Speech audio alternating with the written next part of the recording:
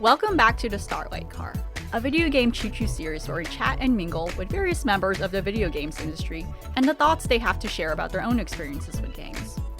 I'm Elvie, and I'm your host this episode.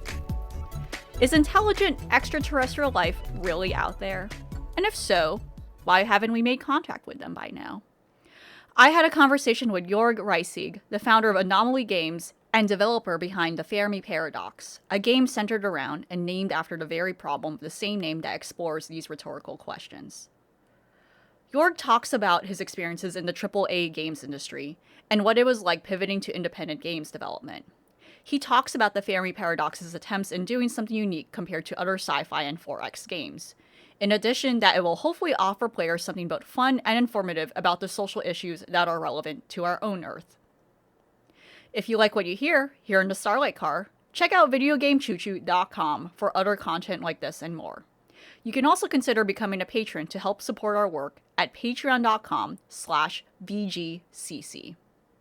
Sit back, relax, and enjoy the ride.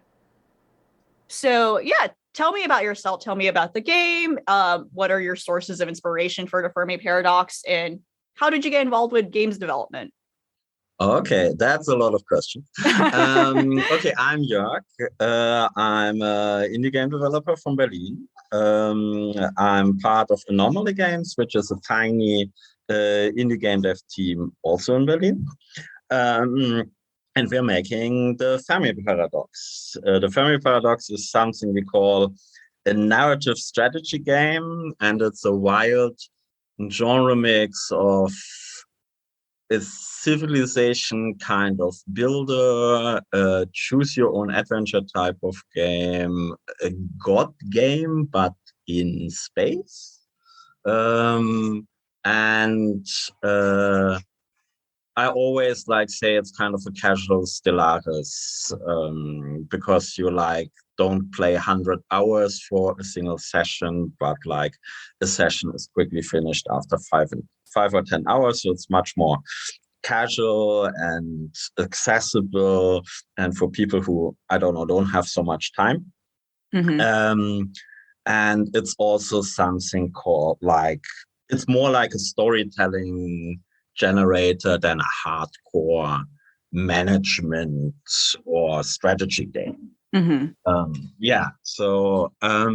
And how did I go into game development? I'm in the German game industry for a long time, 15 years, 16 years, something like this. I studied computer science, didn't finish computer science, went to the first kind of game programming school that was established in Germany and in Berlin, and was also the first student who first year that actually finished game programming there. And then I started in small German game studios, made a lot of weird little German games that probably not so many people know. There's Desperados 2, there is Drakensang, a German RPG. And I started working at Jager. I was always a programmer there. And at Jager, I became part of the AI team for Spec Ops: The Line. And that was a huge part, at least 5 years or so. Mm-hmm. We worked on Spec Ops: The Line. And that was a very interesting experience, and very interesting to not just make a normal video game where you run around and shoot stuff, but also a game that was, for a couple of people, quite thought-provoking and tried to break some boundaries in the game genre. And after that, it was hard to just go back to, do mobile games or multiplayer shooters or whatever. So I stuck around as a game designer, a bit in the industry, but at some point I decided I want to do my own thing, became a freelancer, and then founded this tiny company and walked around for a couple of years to get funding for the Fermi Paradox, and then we got funding, and then we started making the Fermi Paradox. And now we are in early access since 9 months or so, and yeah, we're still knee deep in development. Great. Yeah. And that's like an impressive span of a career you have, like working on different things. And then, something shifted when you were on the Spec Ops line thinking about like, oh, here's now a game that is not very conventional. It's not just about, it's trying to do something different, especially when it comes to like a challenging story, it may be controversial in a way too, and trying to like tackle different, themes that probably weren't explored in games, or like probably not explored, but like more like not commonly explored still in like a way, like especially not in a military shooter. Oh yeah, absolutely. I think that was the main thing. This like, there's a military shooter and everybody knows what military shooters are, and suddenly we are in a Heart of Darkness, the apocalypse now, and it was interesting, not and just also like the development, how it came to be. That was a really interesting experience. But also, I'm glad I'm not in AAA anymore and do my own thing, but can like try to say, okay, can I do something interesting with this like civilization building game genre, with the sci-fi strategy games genre. So a little bit of this is in the Fermi Paradox. Right. It sounds like, there were a lot of parts you just didn't enjoy, like, honestly, when you worked at that part, like in the AAA, right? And then now you have this opportunity or, taking a risk to like do something more independently, to do what you want to do, but also taking away maybe like some of the positive things you learned, right? So what ultimately led to the, like the creation of Fermi Paradox specifically, like why this topic in particular to you? Like, you were explaining how, this is kind of like a casual Stellaris, and this is very different from like other typical 4X, sci-fi, again, like civilization games where you're like expanding an empire, or you're trying to like grow and travel in this universe and trying to build more. And in this case, for me, I'm going to, explain, the theory around the Fermi Paradox, which essentially is the question over like, if there is intelligent extraterrestrial life out there in space, like why hasn't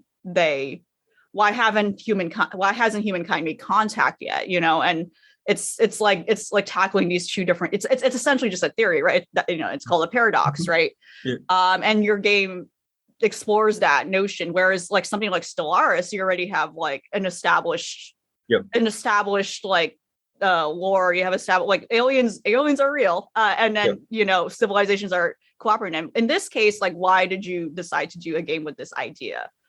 So a bit was that when I was working at Jager, I was a game designer at Dreadnought, and I was like more in the department of doing campaigns and story and world building, and we delved quite deep into science fiction back then, but in the end, the game itself was a pure multiplayer shooter. And that was like kind of frustrating when you actually see so many interesting aspects of science fiction. And then in video games, it's mostly background noise, and you just have big spaceships and robots and laser guns or whatever. So I was like quite focused on like, I would like to do something with the science fiction themes, but apparently I can't do it in a mainstream thing. So let's try to do an indie game out of it. When I then really read up on the Fermi Paradox, I was instantly like, hey, why is there no game about this? Because it's such an interesting setting, like these ideas, like, okay, if there is a civilization and it evolves and it sends out radio signals or spaceships, and then a million years later, a different civilization evolves, even if it's far, far away, it should have already seen the signals, and it doesn't, but maybe it missed it somehow. And basically that was like the first prototype, like having like faraway planets sending out radio signals, and after 1,000 years you have to be in the right state, in the right civilization. Your civilization can't be already destroyed. It has to be able to receive signals, but it also can't be stuck in the Stone Age to get these radio signals. Or if you manage to send the spaceships there. There was a couple of things I really wanted to explore, which I don't see normally in computer games. One is like long space travel, like this idea that realistic space travel will maybe take thousands of years, and what happened to the people who are like on board of a spaceship, but like only their grandchildren or their grandchildren of their grandchildren will arrive at the planet where you want to go. And this kind of generationship feeling, that's something I wanted to really emphasize in the game, or make a game about that. And then this like idea of you have civilizations far apart and they don't know each other, but you can observe both. And then one dies out and the other one still is not sure if there's actually life in the universe. Like, and then at some point they manage to build a spaceship and find this planet, and they're already dead, and then they only find ruins. And there's like, there's some part of tragedy in this that is a bit melancholic, that I wanted to kind of emphasize in the game. And then the last idea I always had is like, what if you take a traditional 4X game and put the rules on its head? So like not one empire that expands and conquers everything, but you have multiple civilizations and they all do the 4X thing and are expanding. And your role is actually to keep them kind of in check, that not one empire eats up the entire galaxy, and then you kind of lose. So that all win conditions you have in a classical 4X game are actually bad in our game. So it's a reverse 4X genre. That were like the basic ideas we had in the beginning, and then we made the game and tried out what works, what didn't work, and what works well together. Yeah, it's really interesting, and I agree. Like, I can't think of like other sci-fi video games specifically. I feel like in movies and television that this idea has been explored over like the idea of like light year distance and like the ramifications of like traveling in space and like how distance and time like is related to that. And video games, I can't think like immediately, coming to mind. Like, when I think of sci-fi games, I think of something like Mass Effect, like Dead Space, like those, like very action-based, very. And then, you have the 4X games like Stellaris, which, like, as you were describing, are pretty much, they're following like a very specific archetype already. It is about expanding. It is about like interacting with these different civilizations. But in this case, this is a game where it's not quite synchronized. Like, it's actually difficult, and it demonstrates and like is trying to follow like these basic physics and mathematical principles of like, actually there's going to be a lot of obstacles in terms of how these civilizations can reach each other. There's going to be one civilization that is not advanced in technology at all. And so of course there's going to be no way that means of contact is going to be made. Right. And that's a very interesting, unique idea that I think is not thought about a lot. And the game. Also, I wanted to have like power imbalances in the game, actually. So in a traditional 4X game, you have like, 10 civilizations. They all have the same starting conditions, and then they evolve differently. Right. And here we actually break this instantly. So you can have like one civilization that already evolved to like a high sci-fi, faster than light travel age, and then we have a Stone Age civilization just popping up, and your goal is to bring them all through to the end of the game. Right. And if your high-tech civilization is not ethical enough and sends a spaceship to the Stone Age civilization, and they think, oh, maybe, I don't know, they are tasty or whatever, and start eating them. Or so this, like, because you can then also all these sci-fi colonization games always have like kind of problematic issues.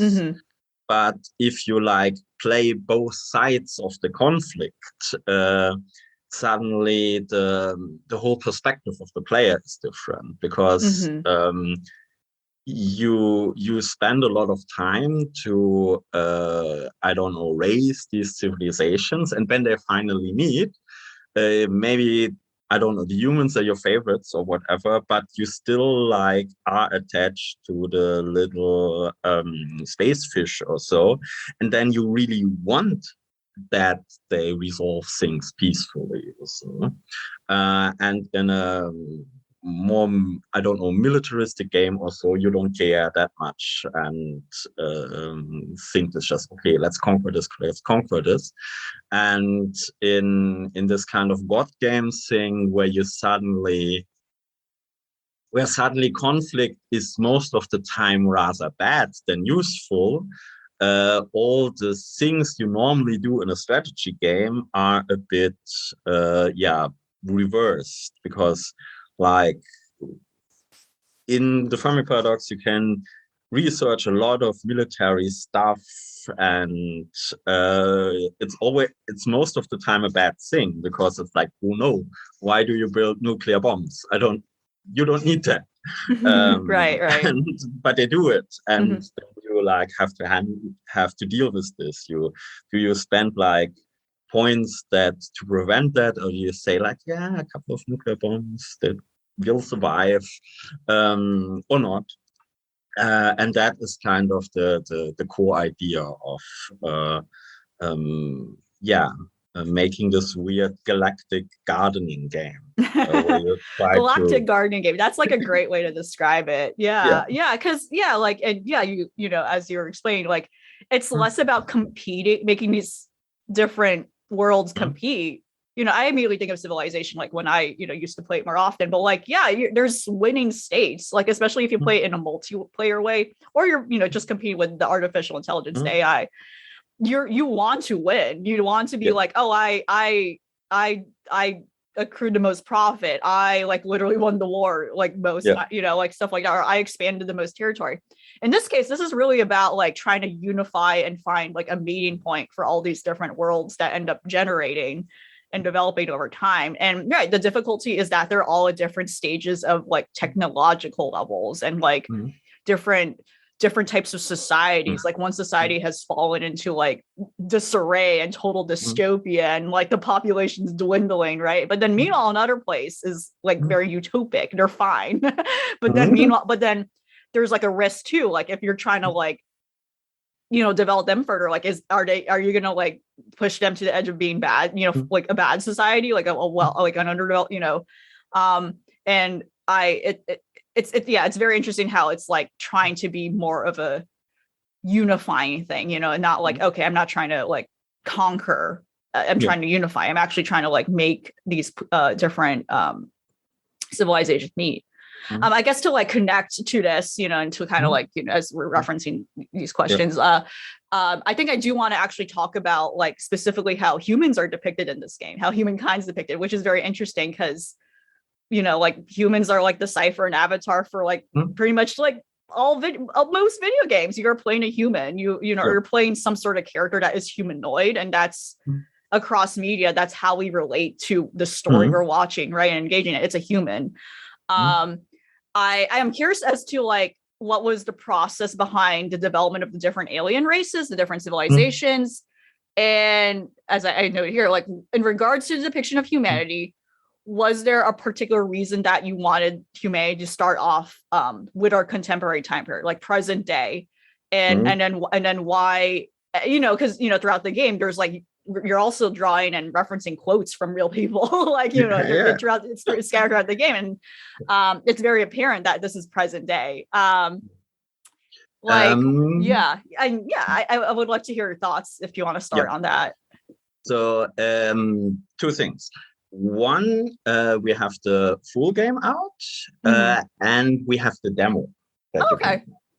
And if you play the demo, you play a little bit of different scenario, because we throw you, the game starts really slow in the beginning, because you have basically a couple of Stone Age civilizations on faraway corners in the galaxy, and they have no way they don't even know what other planets are. Right.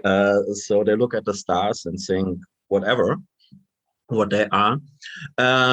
So that was not a good point for a demo. So we thought of a very specific scenario. And the specific scenario is we have humanity in our current age. And the second civilization, the Poon, which are like kind of the, how it's called, the main avatar of our game. The main alien avatar is these like horse-like, four-eyed creatures. And the Prune are quite advanced. They can already build spaceships and so, but they also don't know that Earth exists and that in the solar system there's intelligent life. And we put humanity in like a situation that is sadly quite like our present state. So they have really a problem with resources and environment problems. They're also not the most ethical people. They reached digital technology, and our ethics are like described in utopian and dystopian values, and like how much you are to full dystopia, basically. Let's take in the demo we said humanity is already 15% dystopia. Yeah. I mean that you can argue. Right. Our personal impression of the fates of the world. And basically you deal with like upcoming wars, definitely a looming resource crisis and global warming around the corner. And how can humanity handle this? And if and your goal in the demo is to make contact with this Prune civilization.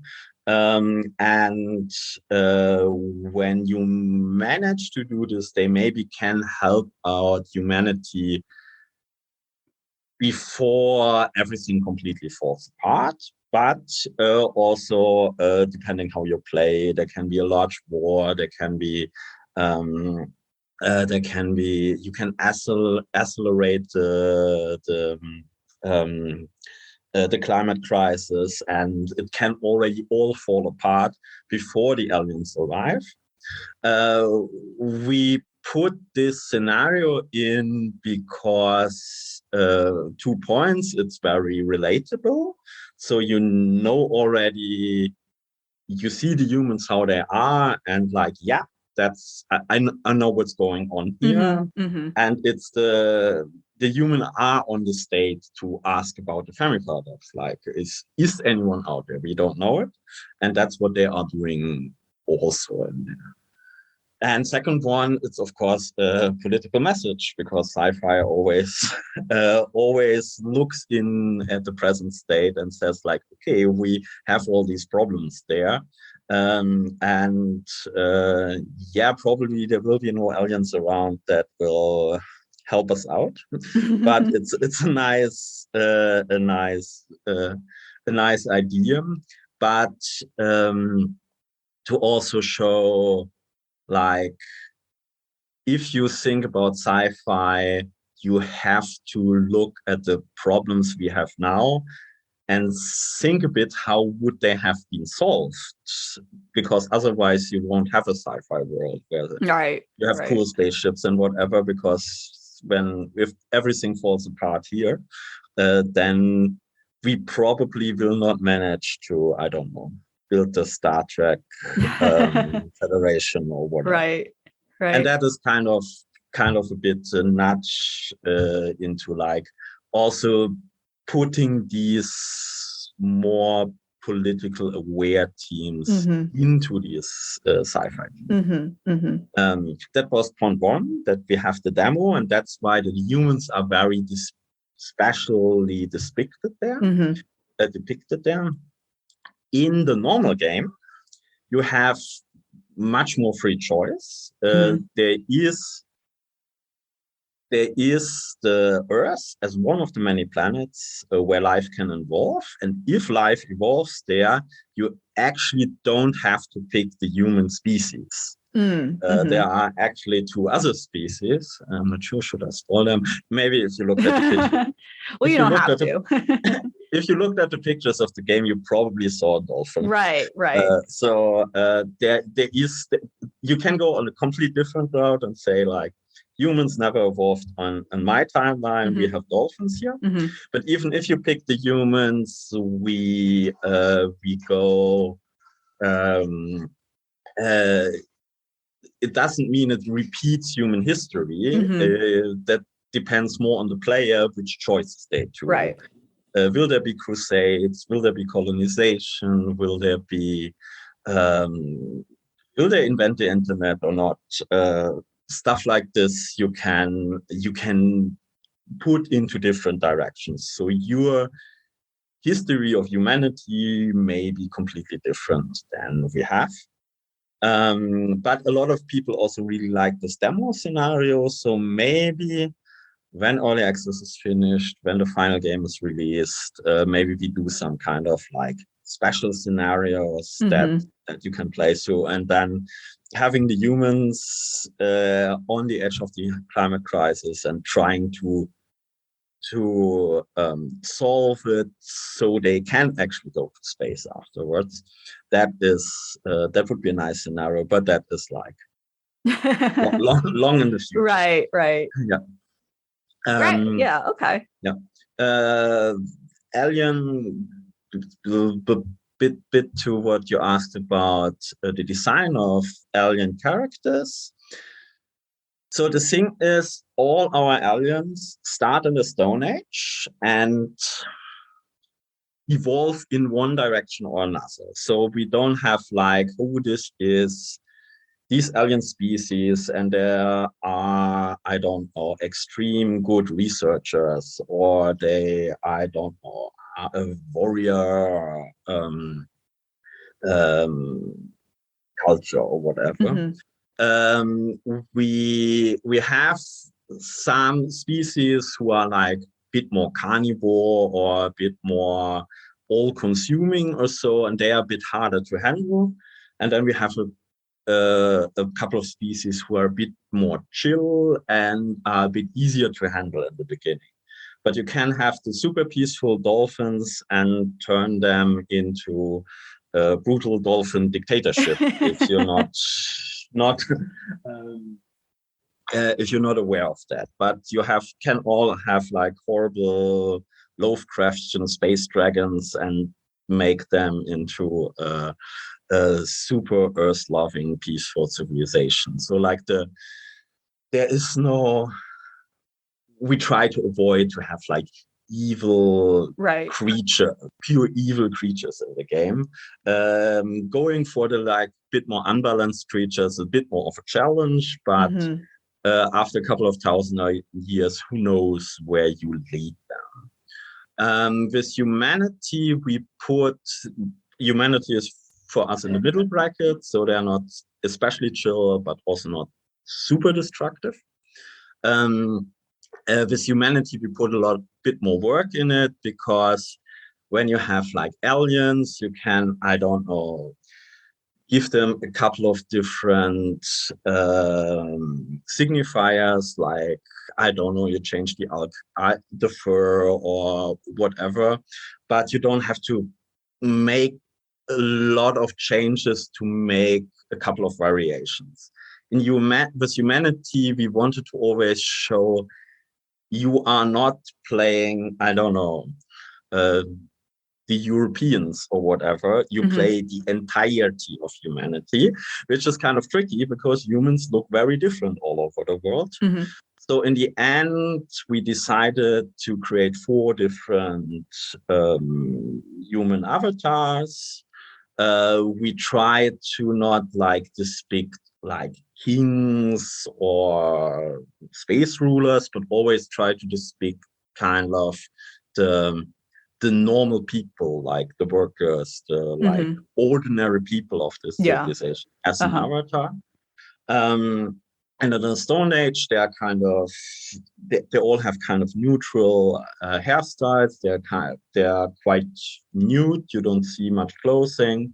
Then we have like some pre-industrial clothing where we looked at a couple of different cultures and just picked one that works kind of with that.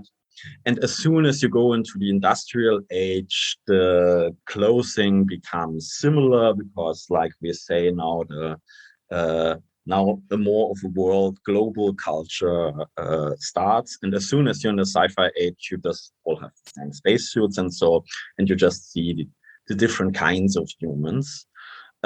We wanted to, I don't know, we also randomized this, so you don't pick like how your human looks like, and we just changed the avatar if you build a human settlement on a different planet, because then we wanted the player to instantly see, okay, this is like now the humans in Alpha Centauri, or these are the humans that are still on Earth, because in our games, the colonies often evolve into completely different societies. And that was another thing I actually wanted to put in the game, that normally in these kind of space management, space strategy games, all colonies are kind of the same thing. Maybe there's a special event, or you have a civil war where your faction goes away or so, but normally you have like some kind of possibility to communicate with each other. So every one of your planets you can directly control. And we say the main point of the Fermi paradox is there is no instant communication. So the people who are 100 light years away from you, from Earth, will become and grow up on a completely different planet, will evolve into something very, very different than the original mother planet society. And that is something we play with, you become like, it becomes their own little civilization up there. Yeah. Great. Yeah, that clarifies a lot. Yeah. Okay. That clarifies a lot. Firstly, thank you for clarifying on the human, like, like the reasoning behind humans. And that makes a lot of sense, especially from a marketing standpoint. I think a lot too about like, what do you put out in the demo version of your game? Like what do you want to represent? What do you want to use to represent? And that makes a lot of sense. And it's interesting that you mentioned like a lot of people actually liked the scenario in the demo. So, we'll see if you decide to make that like a separate thing in the full game, right? In regards to the representation of humans as it is in present day. And even the 4 humans that we have are mostly female or some kind of femme androgen character, because when we look at games, there are a lot of like, especially in sci-fi, a lot of male representation, primary, and then you have at some point some female characters.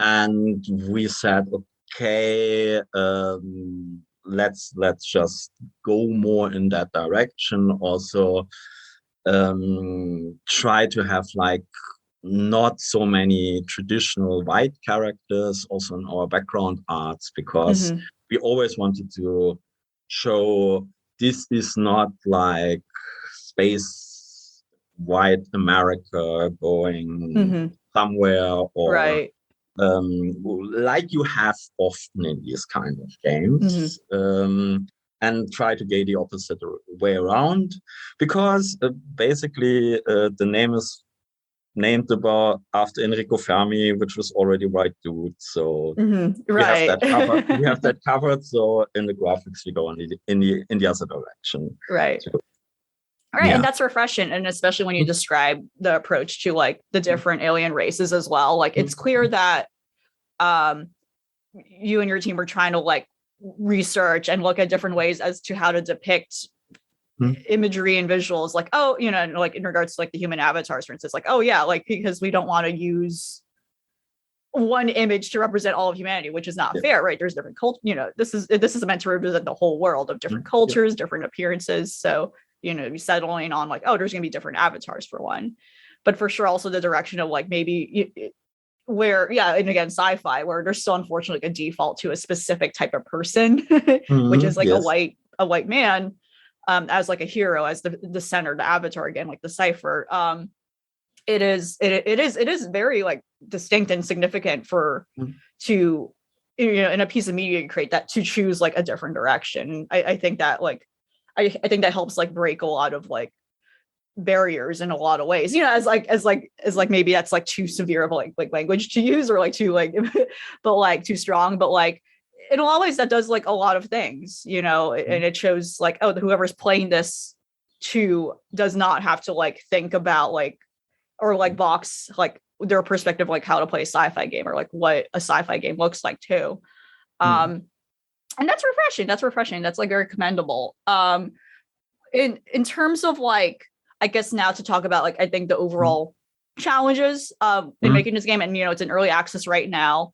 And I guess maybe this will also like probably tap into like when you first, you know, like going back, you know, further a bit, like going like when you first started freelancing and then you had this idea for a game. Like, can you talk about some of like the challenges and how did, you know, basically how did you do things? That's really what it is. And with the game early access right now, so it's like open to like criticism and feedback. Like how do you like go back and forth with like that process of like, oh, okay, here's a bug, like, you know, just go into it in a very general way if you wish. Lots of challenges, of course. So right. Starting an indie game team is like a bold idea.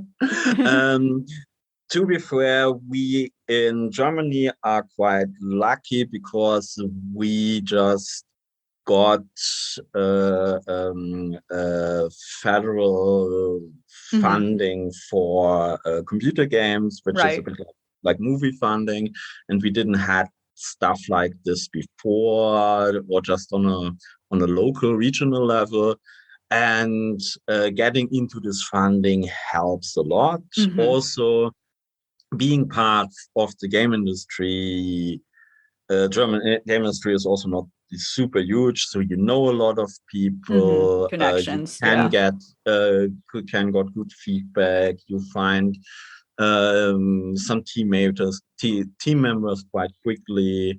So we had like for making such a weird game a good starting position. Of course, this is not like the kind of game where you just go to a publisher and say like, hey, look at this idea. Right. And they say, we had a couple of indie publishers who were quite interested in it, but it didn't work out in the end. And then we were lucky that we got funding from Wings, which is a Swedish diversity funding who tries to support diverse teams in the industry. And we fall into that category because we have a couple of female and non-binary team members. And with that, we were able to get the big government funding. And that was, it's a lot of bureaucracy, which is tough when you're not like, I don't know, managed companies before, because I went into indie games to, I don't know, program the game and make the game. And someone else is running all of that and doing all that, and you weren't. Then you start this team and you see, oh, you are probably also the only person who do this, because you can't afford to hire like a separate producer, hopefully soon. And that is of course a lot of work, and that is in fact for me the biggest challenge always, to handle this like more soul draining bureaucracy work. I just I just finished today the final report for the funding, and it was thousands of pages. But I mean, it's free money from the government, so I should not complain. But it's when you are in the middle of early access and you know there's like a lot of features you want to balance and a lot of bugs you want to fix, and there's a new update that you want to do, and you have like already like a lot of ideas that you tease it kind of to your community, and then like but you still have to do all these busy work. That's tough. Otherwise, also because I was working in the traditional games industry and did the crunches and everything, I was able to just say, we don't do that. We want to also, it was clear from the beginning that this game is not finished in a year and then you can just relax for a couple of months and do the next game. So it doesn't make sense to power through this year and work your ass off and work all weekends. You have to have like a good work-life balance so you don't fall apart. Because it takes a while to finish this game. And that lesson that I already learned from big computer games teams, but also from friends from the indie game industry. So if I observe like good friends of mine working for years in a row, never going to vacation, always working in a game, it's for us, it was from the start really important that we have enough, that we just have a normal job there. And even if it's our studio, if it's our game, if it doesn't work out with the amount of work we put in, then it doesn't work out. And not like, sometimes there's a weekend before a big update where I'm crunching myself, but normally not doing this, that worked out quite fine. So that was actually not a challenge in the sense that, but it was from the beginning always reminding ourselves to not work us to death. Right. From your own experience and like everyone else on the team, from their like wanting the healthy work-life balance, that is still a problem. Yeah, it's still a problem throughout the industry. Yeah. Yeah, and back in the days, I could blame my boss, but then I couldn't blame anybody except myself. So this worked out quite well. We did our launch or early access launch, and most of the development during the Corona pandemic, which for one thing was okay because there was nothing much else going on. So we didn't have like so much distraction, I would say. But not be able to go like to game events, to show your prototype, to show a demo, to get like the more tangible feedback. That was quite hard. I mean, we found workarounds, but sometimes it's just you get your laptop, especially in like cities like Berlin, where you have a like big indie game development scene, and you can just like go to some hangout and have a couple of beer with friends and like, here, I built a new feature. What do you think? And normally I'm at Saftladen, which is like a co-working space for indie game developers, and normally pre-pandemic the space was full with like a lot of different people, and then just when you work you can grab someone and ask them questions about like, what do you think about this menu or whatever. And that was hard, that this was not so easy possible, because that is one of the big benefits when you're not an indie game developer in like a remote small town, but like where you have like a big scene. And that was also a challenge, also like going in early access and not be able to go to Gamescom or whatever, to like a big industry event, or to GDC, but try to market everything online. Right. That was a bit draining. But on the other hand, I didn't go to these events, so I actually had more time to work on the game itself. Right. There's like also different, these events, because as an indie game developer, you are also the person who goes to all these events, and right. then You are both press and someone working on the game. Yeah. And having to market it, that's definitely like a lot of work to handle at the same time. Like you kind of have to like also think in two different brains, two different mindsets when you handle one and the other. It's two different sometimes things. Yeah. That is not easy. Yeah. More questions, or did I forget anything? Oh yeah. So overall, when someone plays this game, what do you hope people take away from it? What do you hope players take away from this game? What are what are your intentions really? Like what are my intentions? Your thesis for the Fermi paradox.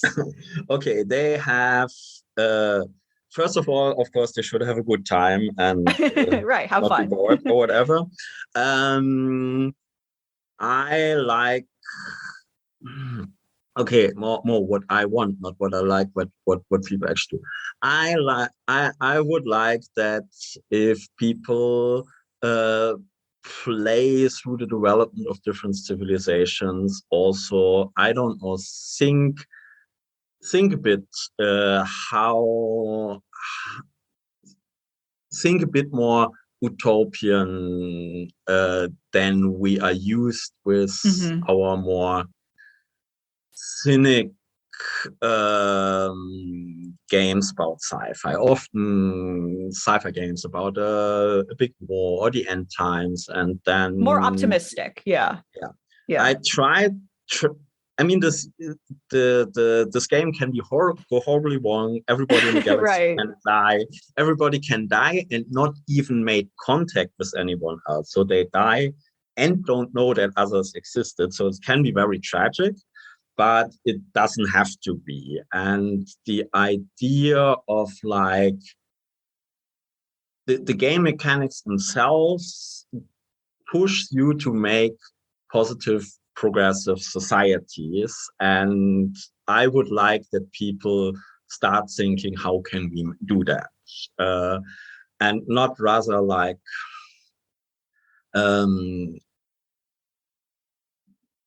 maybe raise a bit awareness about that. And on the other hand, I love science fiction because it plays with so many ideas how civilizations can evolve, in which directions can they go. So it opens your mind to a lot of different possibilities, and I hope that's happening with the players too. Otherwise, I mean, I hope they like the game. I hope they like the stories. I hope, I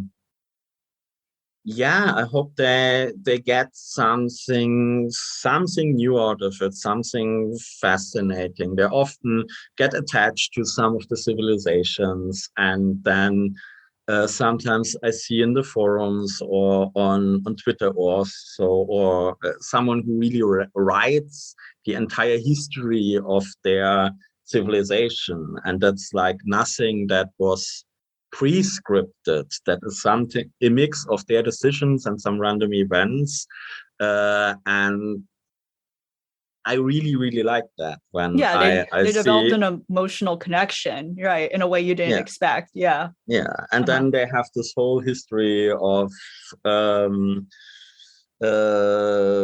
cute space dolphins who had a tragedy and destroyed their home planet, but one spaceship escaped to another planet and without water, but they still managed to survive there somehow. That's Stuff incredible. Like that is things that are that made me happy when I read that.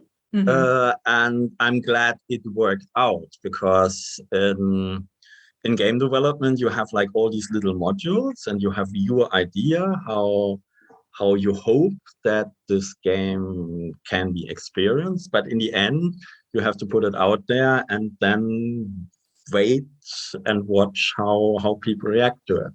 And I think for those people who really like this, like narrative story experiences, I think they will enjoy it a lot, and that was kind of the idea. Plus, putting also some points out there where maybe some people start to think about things, or start to think about things more. I mean, I sometimes do talks about climate change in video games, as like how it's handled and stuff, because I looked up a lot about this, and this like the how to handle resource consumption, how to look at like consumerism. That's like one big systemic point in the game, and it's not just about technology. So some of these games about climate change, like let's just build a lot of wind energy things, and that solves everything. But in our game, it's also a lot about like, how can you actually prevent to waste all this energy, to waste all these resources, so you don't have such a tough impact on your environment, and not just hoping for the super technology to evolve to save you from that.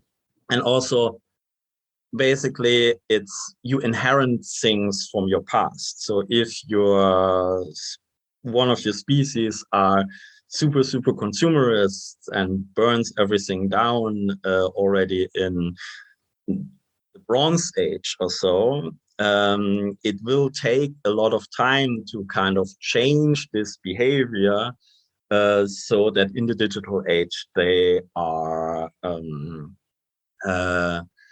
they don't destroy the environment. So this is also a bit of like, you not just having the technology that gives you the green energy or whatever, but also change part of your society, that you don't need this massive amount of energy or resources. Does that make sense? Yeah, no, it does. And yeah, you hope that, as you've seen already, which is great, that, like, you hope people not only have like a great time playing the game and the feel of it, but and also taking away and kind of developing their own stories and ideas through it, but also to be potentially influenced to think more outside the box and have like a wider perspective, especially on the different social issues that, impact us today, like climate change as being an example, and kind of expanding more upon just our ideas of it, like probably thinking more like in terms of like other solutions and like other ideas that probably no one has thought about. And in a way that does go back to your intent on hoping that people see the future in a more optimistic way, right? In a more positive way, especially in recent years. At least talking about video games, there's been a lot of like post-apocalyptic dystopian games, even outside that.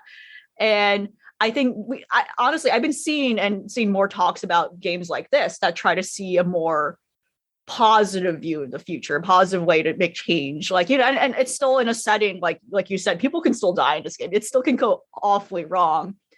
But at the same time, you can play a version of this game that maybe it doesn't go wrong. Maybe everything has a solution. Maybe there is peace. And I think people want more of that, honestly. I think people want more of those stories, because I think people do need hope, right? Yes. And I mean, even in this game, it's not easy, but it's possible. It shows what I want to show. It's hard work, and it's continuous work. So you always have to like look that your society doesn't become more utopian, even if you dystopian, even if you are like already in a good state. Also, like you always have to look if you can try to avoid that you always have to take care of your environment. There's always new challenges, basically. And that is also an interesting part to think about, like, how will these challenges look in the future, and not just say, okay, at some point we will have space travel, then everything is solved, but how new problems arrive in these, or how old problems reemerge, but in a much larger scale suddenly, because you can do the thing you did before just on a continent, on multiple planets, or whatever. So this is also an interesting part, which is very traditional sci-fi. Yeah, basically looking towards reality and then exploring how that, like in history of sci-fi, really it does look at reality logic. And if it's so interesting looking at old sci-fi too, and how it's predicted a lot of things and the technology and like how the world went. But yeah, and I think that's what makes the genre so interesting. And it's cool to see like something different being explored and what this game will ultimately be. But overall, thank you for having this conversation with me. Yeah, of course. It's I love talking about my game. Yeah, and as you should. So and like where can listeners follow this game's updates? Like it's in early access right now as of this recording. But where can they go, and if there's anything else you would like to share, feel free to share. Yeah, so it is in all access on Steam, on GOG, and on itch. You can get the game on all of these. You can also get the soundtrack there. There is probably more discussion on the Steam forums, but the heart of our community is on our Discord server. There should be links to the Discords on all the different store pages, but I can also send you the link if you want to put it in an article or so. There is recent discussion if it's like focusing everything on Discord is the best idea. So for more, FAQs or more overview, we will at some point do a wiki. It's always a bit tricky thing to do this during early access because you change every update, a lot of things, and then you have to change the wiki. But that is something that's on our list for a while. For now, Discord is like our biggest community hub. We have like different channels where you can make suggestions to the game. You can give feedback if you have an idea for a narrative event, if you want to have an interesting quote in there. But also like if you want to discuss themes in the game, Discord is probably the best to go. Otherwise, I think I am most active on Twitter. So like there's always like on our Twitter channel a lot of like instant communication. Otherwise, we have all the things. We have a Facebook, we have a Twitch, we have a YouTube channel, but we don't do so much streaming ourselves. We integrated a new a Twitch integration. So actually, some streamers use that to let people vote on the different choices you can do in the game on Twitch, which is kind of an interesting way to play the game. So there are some streamers doing stuff with the game, but I think Discord and Twitter and the Steam forums are the three most things where you can get information and ask questions. And yeah, that is. Do I have anything else to say? Buy our game. write write a game, write a nice review on Steam. That always helps like a lot. There's always question for languages and ports. We will first finish the early access, and probably soon I will like give an overview how far we actually in our early access and how long we think it will take to finish it. But after early access, we will reevaluate if we will make a Mac version, if we will make a Switch version, if we translate the game into different languages, because we have so much text, it will be a lot of work. But that is like the first questions that always come. You can also find in the Discord and everywhere else a roadmap of what we actually want to still implement in early access. The game is playable. It has multiple endings. I would say it's at least 5 hours of fun, but there's a lot of people who play it over and over again to check the different ways you can play the game. And we hope that when the game is finished, that you can have a lot of different playthroughs and find always new things, new stories. Awesome. Yeah. Thank you. Okay, thank you for your time, and I hope this was interesting. It definitely was. It definitely was.